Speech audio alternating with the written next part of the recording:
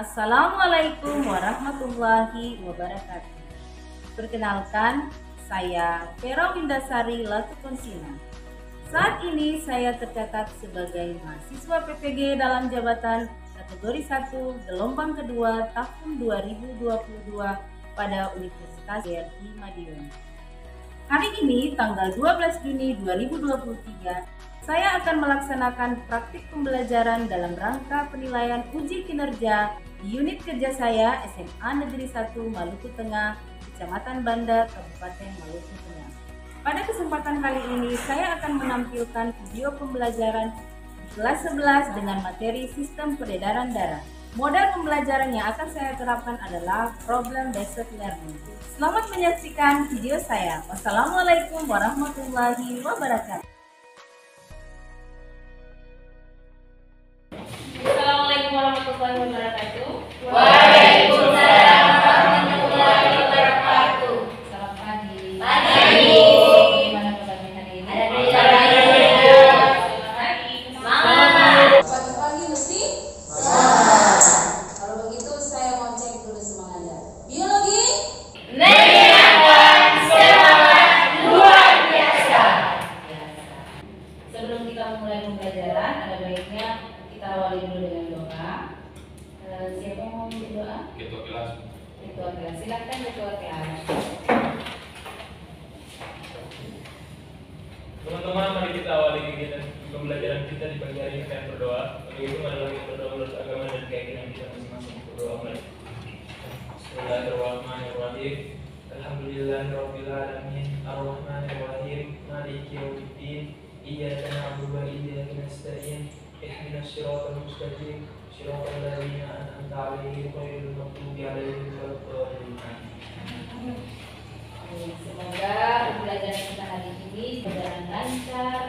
Kemudian apa yang kalian dapatkan dari pembelajaran hari ini dapat bermanfaat untuk kalian.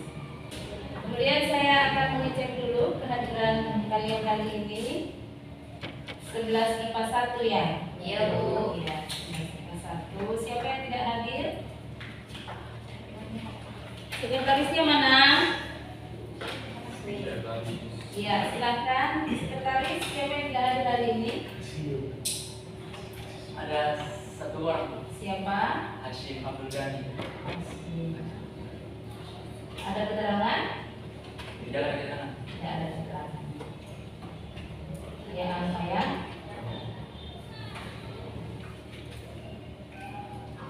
Hashim Abdul Ghani tidak hadir.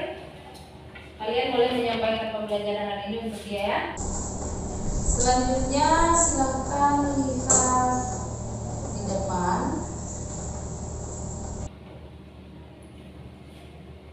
Ya, ada pertanyaan di depan.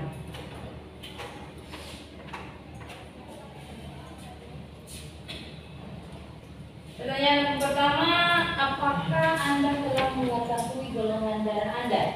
Belum. Belum. Semuanya belum tahu? Iya. Kalau begitu ada pertanyaan kedua.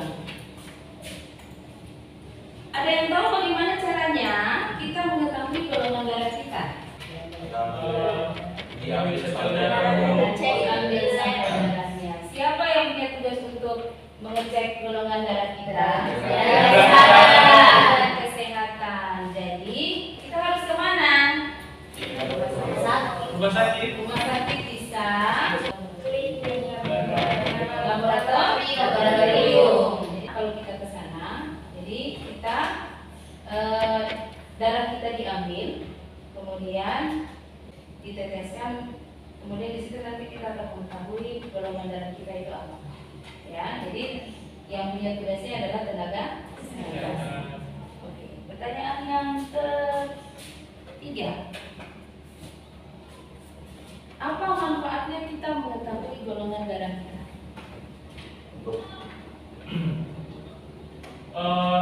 Untuk mengetahui tipe darah mana yang cocok untuk kita dapatkan atau kita transfer, Bu, atau kita transfer. Transfusi.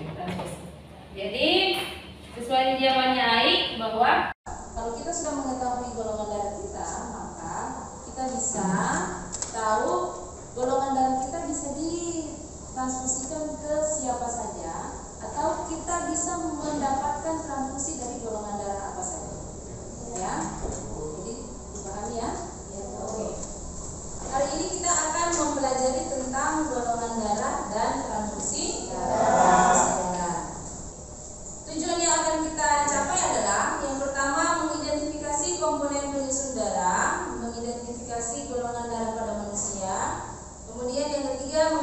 proses pembekuan darah pada manusia, dan yang keempat menganalisis golongan darah yang ditransfusi.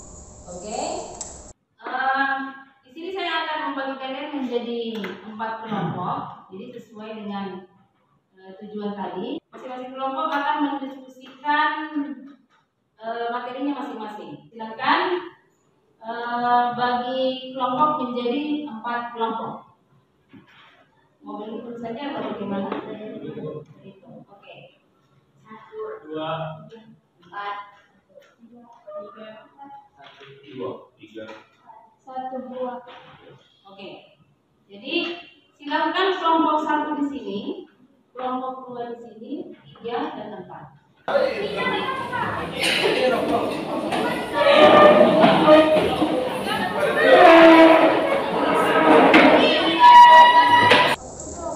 Ya, silahkan dicek di grup kelasnya. Sudah saya kirimkan link untuk LKPD-nya. Untuk pengerjaannya dilakukan secara online, jadi langsung dikerjakan di LKPD yang sudah saya bagikan.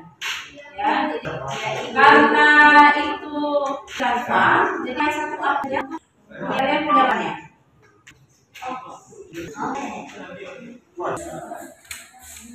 Ada interaksi.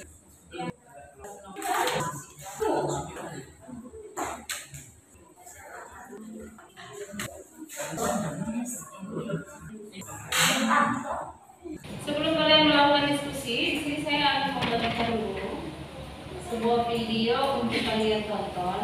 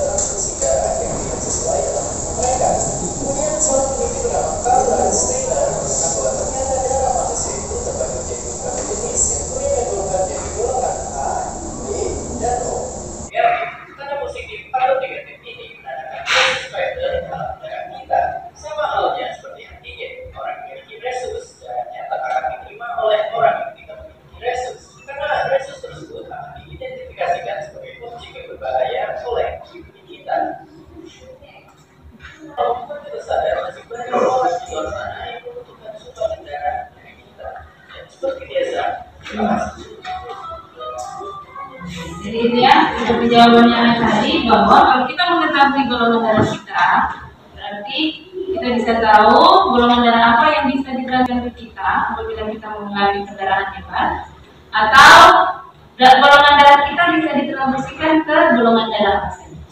Ya, misalnya kalau saya memiliki golongan darah B, jadi saya memiliki antigen B.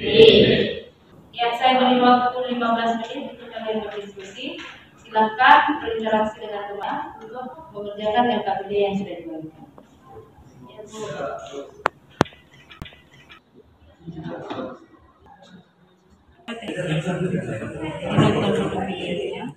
Ya, nanti habis dari sini, ini dia punya membuat praktikum, jadi kamu mengetahui golongan darah. Jadi sederhana melakukan. Jadi di sini kalau sudah pakai ini nanti jawabannya dari sini ditaruhkan tempat tersebut. Dari golongan darahnya. Golongan darah.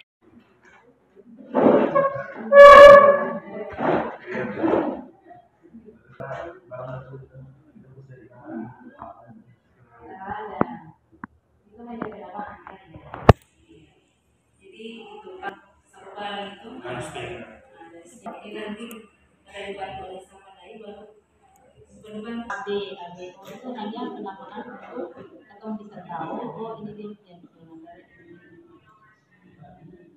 Kalau untuk oke. Kemudian Kemudian jangan lupa bikin dia punya kesimpulan. Di LKPD itu kan sudah ada kesimpulan. Jadi hasil diskusi kalian taruh di kotak kesimpulan.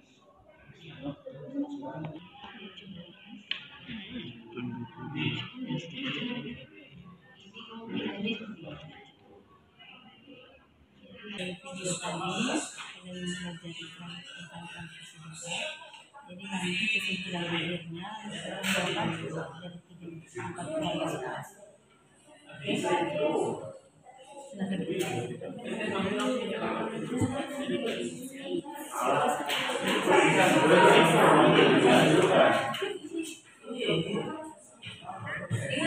Nonton. Aku bukan tahu tadi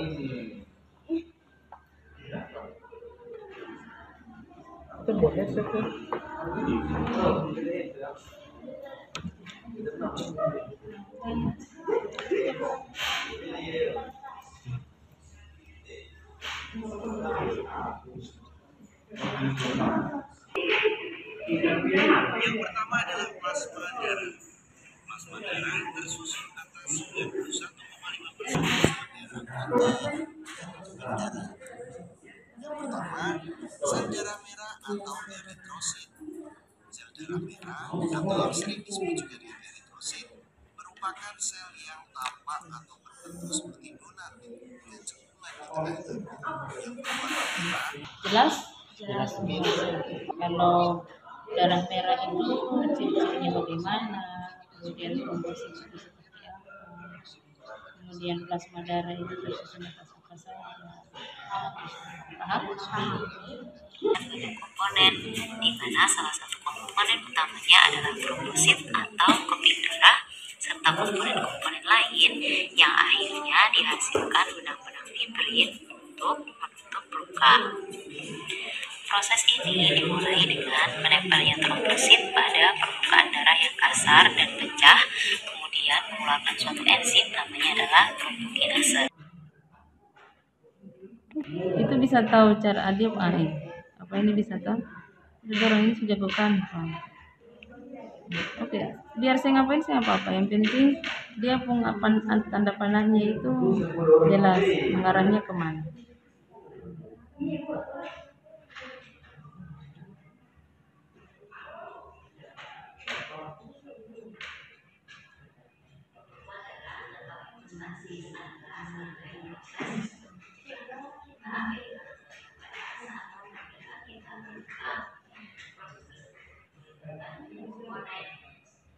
Di sini kan kita bisa lihat bahwa kalau misalnya matematika, oh ini dia bisa. Kalau darah A itu bisa didonorkan ke pokoknya kalau yang menggumpal berarti dia memiliki antigen. Ya.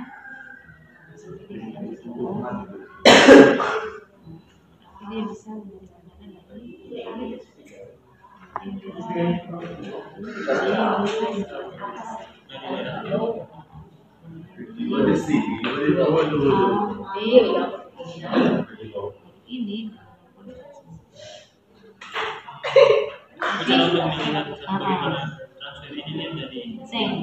kalau untuk apa ini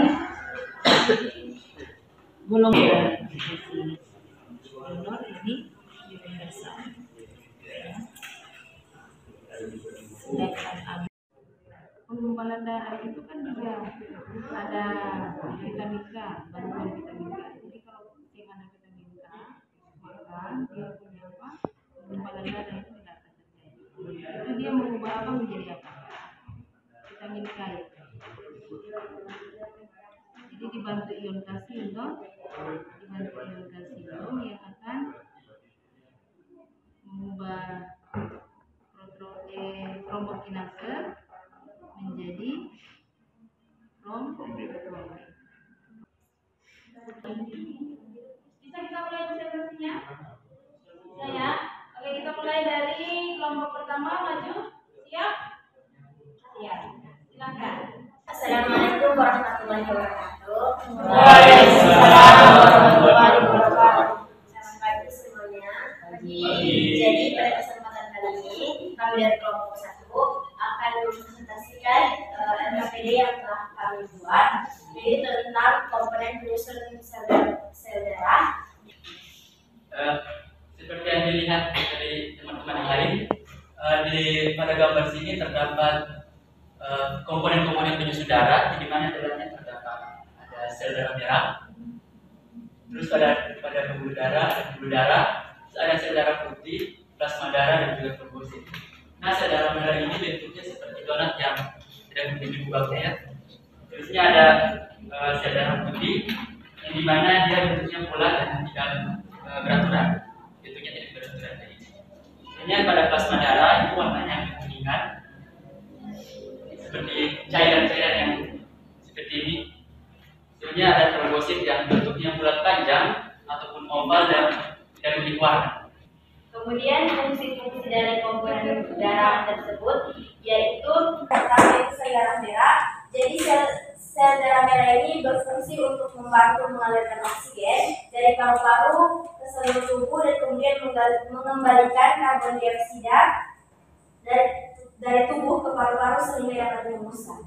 Kemudian yaitu yang kedua plasma darah. Jadi plasma ini adalah komponen darah yang berperan dalam mengangkut sel-sel darah ke seluruh tubuh bersama dengan zat-zat lain, misalnya seperti nutrisi, antibodi, terus zat protein, hormon, dan lain-lain.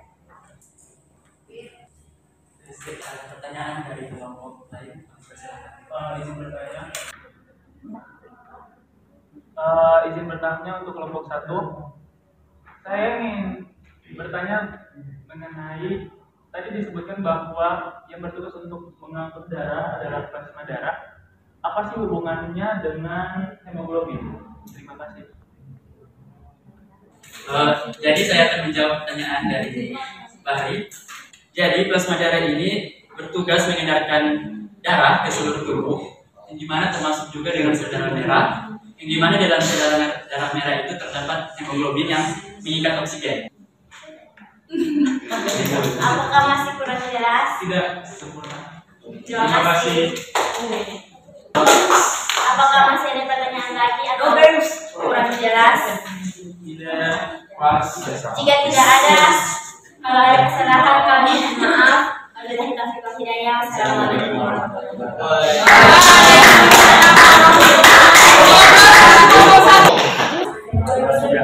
Wassalamualaikum warahmatullahi Assalamualaikum warahmatullahi wabarakatuh. Sebelum kita mulai ke materi, kebaiknya saya perkenalkan dulu anggota dari kelompok kami, yaitu kelompok 2 serta golongan darah. Di sini saya sendiri, Sadi, di sebelah kiri saya Reva, dan di sebelah kiri Reva adalah Mahri. Nah, untuk di sini kita akan melakukan presentasi materi golongan darah, dan tanpa membiarkan waktu terbuang sia-sia, akan saya lanjutkan ke materi. Terima kasih Kak presentator. Teman-teman, di dalam slide kami ditugaskan untuk mencari tahu mana sih hasil reaksi dari setiap sampel darah yang akan bereaksi berdasarkan setiap antigen yang ada. Yang mana bisa dilihat oleh teman-teman ada 4 sampel darah, yang mana itu adalah darah A, B, AB, dan juga O. Dan telah diteteskan antigen, yang mana antigen ini ada 3, yang itu antigen A, B, dan AB. Setelah dicari tahu, ternyata bahwa pada golongan darah A, antigen yang akan bereaksi yaitu pada serum antigen A dan juga serum antigen B. Dan pada golongan darah B ini akan bereaksi pada serum anti B dan juga serum anti AB. Kemudian selanjutnya ada golongan darah AB. Bila teman-teman memiliki golongan darah AB, maka ketika dicek di laboratorium, maka yang akan bereaksi yaitu pada semua antigen, yaitu antigen A, B, dan AB. Dan terakhir yaitu pada golongan darah O. Kalau pada golongan darah O ini, darah kita tidak akan bereaksi, yang mana hasil reaksinya ini adalah penggumpalan darah. Bisa dilihat bahwa pada golongan darah O ini nanti tidak akan ada reaksi pada serum antigen A, B, maupun antigen AB. Teman-teman, setelah dijelaskan bahwa pemeriksaan golongan darah ini merupakan pemeriksaan golongan darah ABO, Cara memeriksa golongan darah juga ada dua. Yang pertama itu yang tadi golongan darah ABO, dan selanjutnya adalah dengan cara mencari resus, yang mana hasil resus ini ada resus positif dan resus negatif.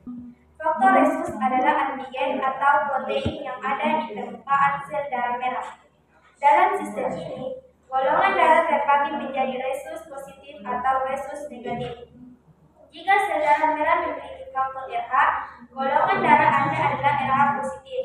Sebaiknya, golongan darah Anda dinyatakan RH negatif bila tidak memiliki faktor RH.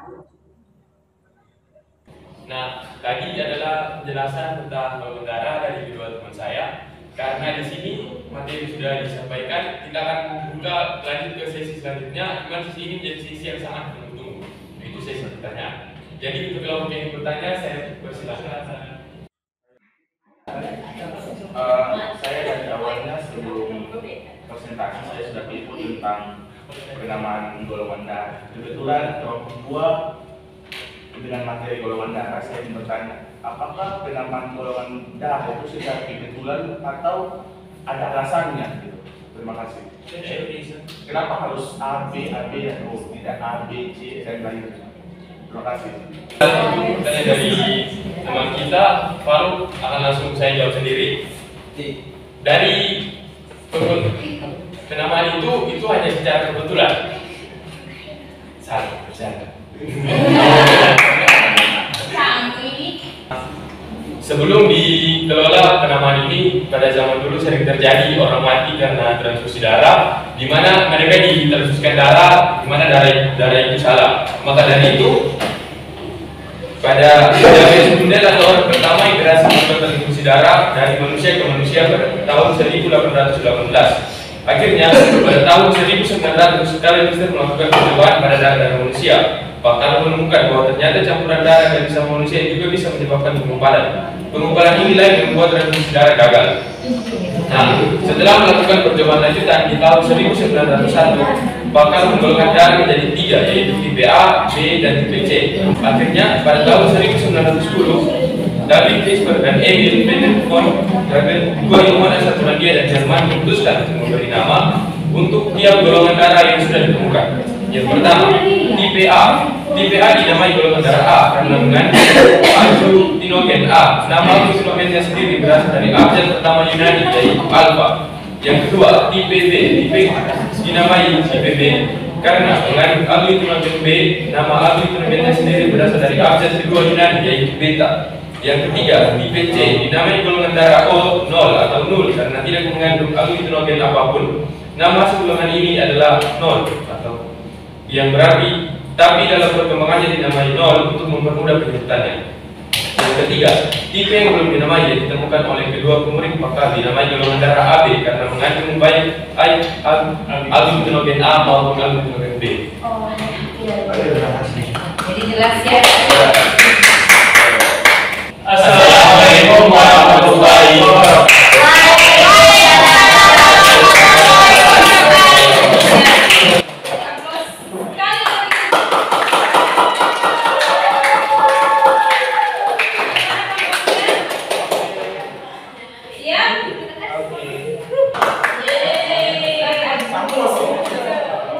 Assalamualaikum warahmatullahi wabarakatuh. Waalaikumsalam warahmatullahi wabarakatuh. Jadi teman-teman, kami dari kelompok 3 hari ini akan mempresentasikan tugas yang telah diberikan dan telah kami buat dengan materi yaitu pembukuan darah. Untuk mempersingkat waktu, kepada salah satu anggota saya yang akan mempresentasikan, saya persilakan. Assalamualaikum warahmatullahi wabarakatuh. Nah, pada hari ini dengan kelompok 3 di sini ada skema pembekuan darah yang ingin saya jelaskan. Yang pertama, skema pertama itu trombosit akan pecah. Nah, apabila menyentuh area yang mengalami cedera, saat proses pemecahan tersebut, trombosit akan mengeluarkan enzim yang bernama trombokinase. Jadi trombosit pecah yang mengeluarkan trombokinase. Nah, enzim trombokinase ini nantinya akan memicu perubahan pada trombin Perubahan tersebut dibantu oleh ion kalsium dan tahap selanjutnya trombin akan mengubah fibrinogen menjadi fibrin yang akan menutupi luka. Baik, itu materi yang sudah dipaparkan. Apakah ada pertanyaan dari kelompok lain? Ya, jadi pertanyaan saya, berapa waktu yang diperlukan sampai terjadinya pembukaan darah? Oke, kelompok 3 izin bertanya. Saya ingin tahu apa sih hubungan hemofilia itu dengan pembekuan darah itu bagaimana? Terima kasih. Terima kasih. Sebelumnya di sini saya akan menjawab pertanyaan dari kelompok 1. Pertanyaannya, berapa nilai normal waktu pembekuan darah? Nilai normal masa pembekuan darah yaitu sekitar 2 sampai 6 menit. Jelas? Menjawab pertanyaan kedua dari kelompok 2, yaitu hubungan hemofilia dengan pembekuan darah. Hemofilia merupakan gangguan pembekuan darah akibat mutasi kelainan genetik atau keturunan. Mutasi genetik ini menyebabkan darah kekurangan protein yang berfungsi untuk faktor pembekuan darah. Kekurangan ini dapat menyebabkan darah supernatif. Bagaimana pada kelompok 2 sudah jelas? Baik, itulah hasil presentasi kami di hari ini. Bila ada kesalahan atau jawaban yang kurang pas di nanti kalau ada lain, kami mohon maaf. Wassalamualaikum warahmatullahi wabarakatuh.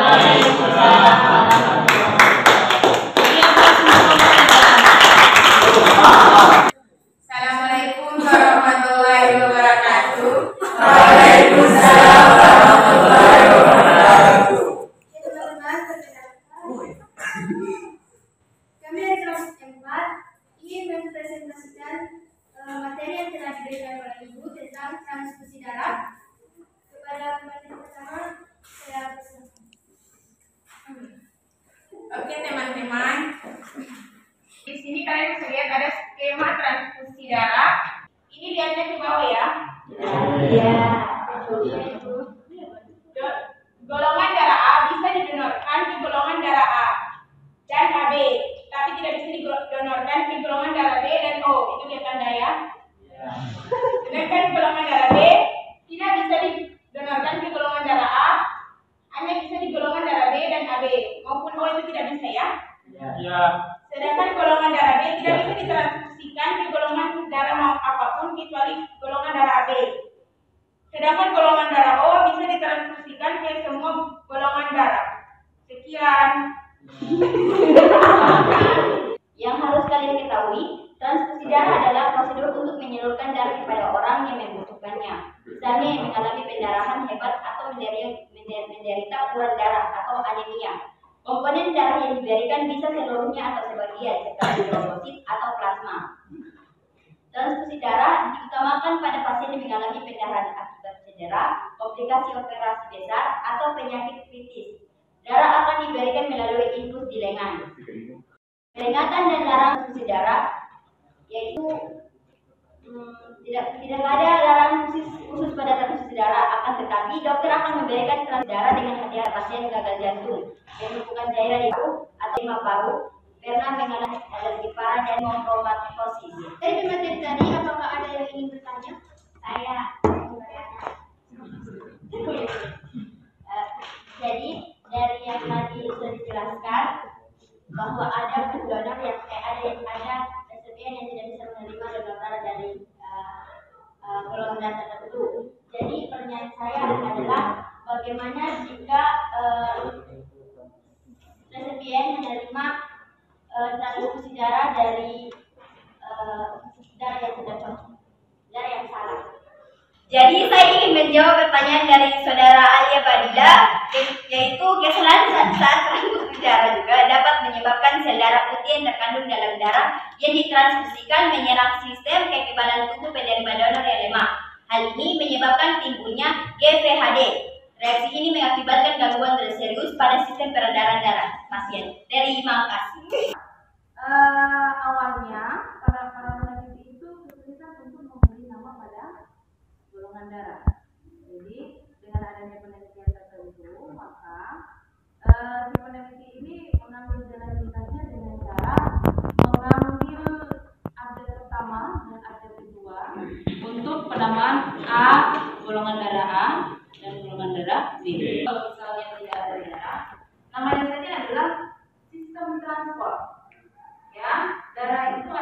transportasi di dalam tubuh manusia. kita. Selanjutnya proses pembekuan darah. Dia lebih di atas 6 menit berarti si penderitanya mengalami kelainan pada pembekuan darah. Jadi di sini misalnya kita lihat, jika terjadi luka, di luka tersebut itu langsung ada trombosit akan pecah. Jadi kalau trombositnya pecah, dia akan mengeluarkan trombositnya. Golongan darah AB tidak bisa mendonorkan untuk darah manapun, sedangkan dia bisa menerima donor dari darah manapun. Jadi dia biasanya disebut dengan resipien universal. Jadi resipien universal itu bisa dari A, B, AB, O. Begitu. Sedangkan kalau darah O itu bisa didonorkan ke seluruh golongan darah. Makanya dia disebut sebagai donor universal. Jadi AB merupakan resipien universal, sedangkan O merupakan donor universal. Dari sini jelas? Ya. Kalau tidak ada, saya lanjut kita kuis. Ya. Kuis di sini kita pakai kuisnya sebenarnya kita mau bikin kamu, tapi dulu saya ada persiapan.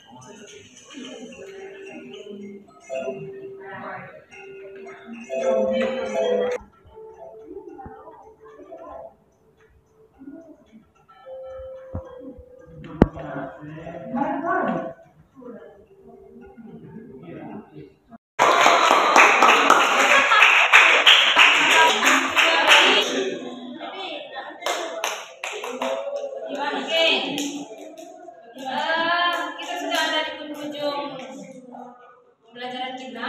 Sebelum kita menyelesaikan pembelajaran, saya berikan dulu link untuk refleksi. Ya. Oke, pembelajaran hari ini Humaira, OMG seru banget. Siapa yang anonim? Menyenangkan. Alia Maria seru, Sarmila menyenangkan, Sadik seru, Ismin menyenangkan, Sandra juga menyenangkan. Sampai saya. Oke. Dengan berakhirnya refleksi kita hari ini, berakhir pembelajaran hari ini, Ibu harap dari pembelajaran ini kalian bisa mengingatnya